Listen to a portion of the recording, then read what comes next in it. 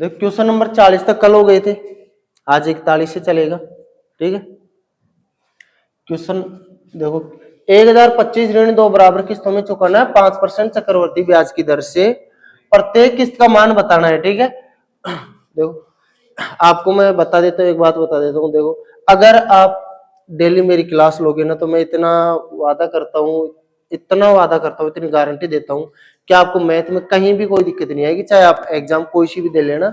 Special अगर railway की दोगे तो एक भी नंबर नहीं कटने वाला मैथ में, और समझाने की जिम्मेदारी मेरी होगी। ठीक है, अगर किसी को नहीं आ रहा हो समझ में तो उसका रीजन होगा कि उसको बेसिक नहीं आता, और बेसिक की क्लास में अलग डाल दूंगा। ठीक है, और जैसे कोई ऑफलाइन आ रहा है उसको मैं बेसिक डेली समझा देता हूँ। तो ऑफलाइन में सबको समझ आ रहा है, अगर कोई ऑनलाइन देखेगा तो उसके लिए बेसिक अलग डाल दूंगा। लेकिन धैर्य बना के आप वीडियो देख लेना, 5-6 वीडियो देखोगे उसके बाद में आपकी आदत सी हो जाएगी। और आपको तरीका वो दूंगा समझाने का, कोई भी कितना भी ऐसा क्वेश्चन लगे जो आपको टफ लगे, समझाने के बाद कभी कोई क्वेश्चन टफ नहीं लगेगा। ठीक है, चलो चालू करते हैं। किस्त वाला क्वेश्चन देखो, सबसे पहले इसमें दर को देखना है। किस्त वाले क्वेश्चन में हमेशा दर को देखना है।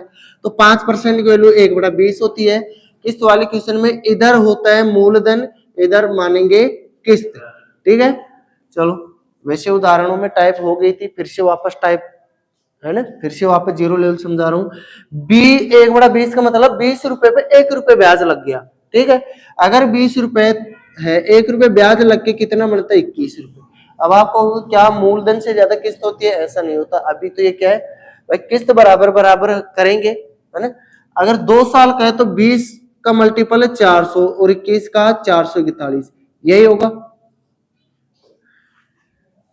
अगर ये ब्याज वाला होता ना तो इधर मिश्र धन मानते इस प्रकार से, लेकिन किस्त वाला है, इसको किस्त मानो। अब क्या करना, क्या है, किस्त सब जगह बराबर होनी चाहिए।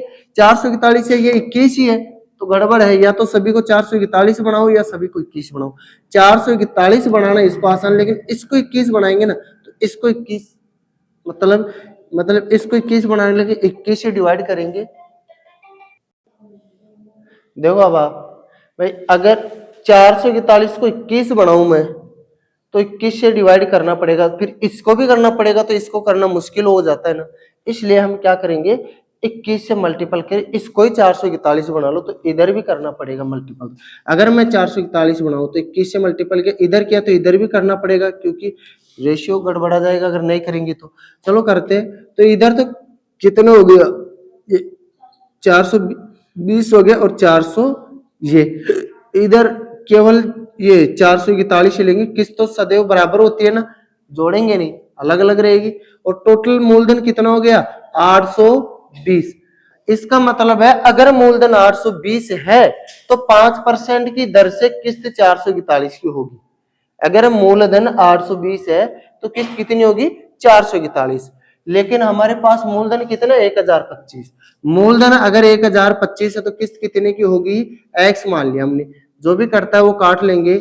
चलो काटते हैं इसको, 5 से काट देता हूँ।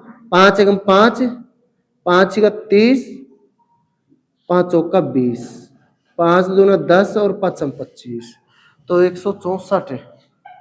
चलो इसको काटना पड़ेगा। 4 चौक 16, 4 एकम 4, नहीं सॉरी, 4 से नहीं कटेगा, ये 4 से नहीं कटेगा, 164 है। कट नहीं रहा क्या? देखो रे, कटना चाहिए। कौन सी संख्या से कटेगा? 41 से।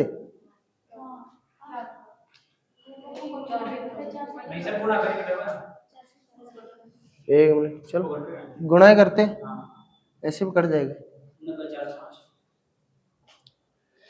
देखो ये पॉइंटों में कटेगा है ना, ये पूरा पूरा कट नहीं रहा, तो हम क्या किया, इन दोनों को गुणा कर लिया, तिरछा मल्टीपल कर लो। देखो इन दोनों को गुणा किया तो कितना आया? ये 90,405। और इसको मल्टीपल किया तो ऐसे कैसे लिख दिया।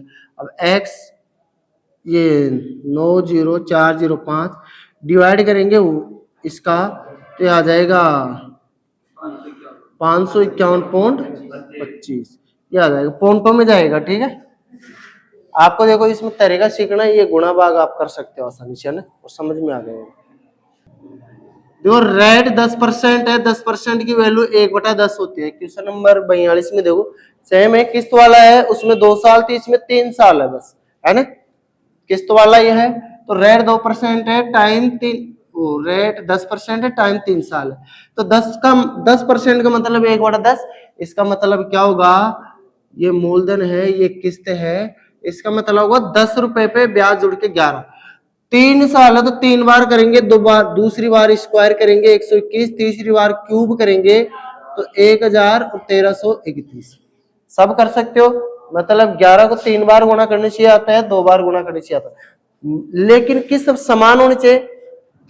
सबको 1331 बनाएंगे तो इसको तो 11 से मल्टीपल करेंगे, इसको 121 से, इसको 121 किया तो इसको भी 121, इसको 11 से किया तो इसको भी 11 से। चलो किस्त तो 1331 रहेगी, बराबर रहेगी, लेकिन ये सारा ऐड हो जाएगा मूलधन। तो ये कितना हो गया 1210 और 1100 और 1000, मतलब 3000 तो हो गया, और 1210 और 100 210 और 310 है ना, 3310, तो ये 3310 हो गया। ठीक है, अब ये तो मूलधन हो गया, ये किस्त हो गई, लेकिन यहां तो मूलधन 66,200 है, 66,200 है तो किस्त कितनी, क्योंकि एक्स की मान लो, काट सकते हैं ऐसे आराम से, ये 2 बार कट गया तो ये 20 हो गया टोटल कटने के बाद, 20 से मल्टीपल किया 13 गुना 2662, तो x इक्वल टू 2662 और ये 0 बच गई, यही आंसर है। प्रत्येक किस्त कितने की आएगी 26,620 रुपए की। समझ में आ गया होगा। देखो दोबारा समझा रहा हूँ, अगर किसी को नहीं आया तो ये तो क्वेश्चन है, 10% 1/10 सब लिखोगे, टाइम ये है, मतलब 10 रुपए पे 1 रुपए ब्याज जुड़ा, मूलधन मानना है ये 10, तो ये किस्त मानना है 11। पहली साल, दूसरी साल करेंगे तो इधर 10 का स्क्वायर करेंगे, 10 को 10 से गुणा किया 100, इधर 11 का स्क्वायर करेंगे, 11 को 11 से गुणा किया 121। तीसरी साल करेंगे तो 10 का क्यूब करेंगे, 10 गुणा 10 गुणा 10 3 बार, इधर 11 गुणा 11 गुणा 11 3 बार, तो ये आता है, यहां तक आ गया। सबको 1331 बनाना है, क्यों किस्त बराबर होनी चाहिए, तो इसको बनाएंगे ना 121 को तो 11 से गुणा करेंगे, इसको 1331 बनाएंगे, 11 को तो 121 से गुणा करेंगे, लेकिन नियम है इधर 11 से गुणा किया तो इधर भी करना होगा, 121 को इधर किया तो इधर भी करना होगा। अब इधर सबको गुणा करके लिख दिया हमने, तो इधर तो हो गया 1210, इधर हो गया 1100, और ये ऐड करना है ये और ये वाला, ठीक है, ये सारे ऐड हो जाएंगे, तो कितना हो गया 3310। इधर किस्त कितनी 1331, लेकिन मूलधन तो वास्तव में तो ये है ना, तो किस्त कितनी होगी एक्स। अब आगे आप निकाल सकते हो, काटना, ये बेसिक का काम। देखो सामने देखो है ना, क्वेश्चन में बोला गया है, क्वेश्चन 43 देखो भाई, अच्छी तरह देखना, सबको समझ में आएगा बिल्कुल आसानी से, है ना। रेट को देखना, सबसे पहले 1/20 है, मतलब इधर मूलधन और इधर किस्त, तो मूलधन कितना 20, किस्त कितनी हो जाएगी 21, तो 2 साल है तो 2 बार, अब 20 का स्क्वायर करेंगे तो 421 का 441, 2 साल है मतलब 20 को 2 बार गुणा करो, 21 को भी 2 बार गुणा करो, 3 साल होती तो फिर 3 बार गुणा करते, फिर 21 को 3 बार, 4 साल होती तो इसको 4 बार करते, इसको भी 4 बार, ऐसे चलता है। ठीक है, चलो, लेकिन किस्त बराबर होनी चाहिए, इसका मतलब इधर भी किससे करना पड़ेगा, तो इधर भी करना होगा, इधर टोटल हो जाएगा मूलधन का, मतलब 420 होता है ये, 420 है ना, तो 420 और 400 820, मूलधन तो ये हो गया, और किस्त कितनी हो गई 441, किस्त तो बराबर रहेगी हमेशा, ठीक है, लेकिन वास्तव में किस्त कितनी दे रही कि 882, 882, तो मूलधन कितना होगा एक्स मान लिया, इसका डबल है तो इसका भी डबल हो जाएगा, तो एक्स का मान कितना हो जाएगा 1640 रुपए। सबको समझ आ रहा है। देखो कभी भी आपके पेड़ की ऊंचाई वाला क्वेश्चन आ जाए ना, क्वेश्चन नंबर 44 को एक बार गौर से पढ़ो आप, है ना। अब देखो कभी भी पेड़ की ऊंचाई वाला आ जाए, तो जैसे पेड़ बढ़ गया, जैसे मान लो कोई पेड़ है 5% बढ़ गया, पहले 100 था, 5% बढ़ गया 105 बढ़ गया, फिर दोबारा बढ़ेगा ना, तो जो बढ़ गया हिस्सा वो भी तो बढ़ेगा, मतलब वही ब्याज वाला चक्रवर्ती ब्याज वाला आ गया। केवल जो मूल वर्ग, जैसे ये पेड़ है इतना बड़ा, अब ये बढ़ के इतना बड़ा हो गया, तो ऐसा तो है नहीं भाई इस पे वर्दी होगी यहाँ होगी अगली वर्दी जैसे इतनी हो गई, तो ऐसा तो है नहीं कि ये वाला हिस्सा ही बढ़ेगा, ये वाला भी बढ़ेगा, जो बढ़ गया वो भी बढ़ेगा। तो मतलब इस पे ब्याज जुड़ गया, ये ब्याज पे भी तो ब्याज जुड़ गया, वही बात रहेगी ना। तो पेड़ की वर्दी वाला जब भी आ जाए तो आप चक्रवर्ती ब्याज की तरह कर सकते हो। 1/8 वर्दी का मतलब होता है 8 पे बढ़ के 9 हो गया, है ना। 1/8 का मतलब 8 से बढ़ के 9 हो गया, ठीक है। तो 2 साल बाद फिर दूसरी साल 8 का स्क्वायर ऐसे करो, 2 बार लिख लो बस, है ना।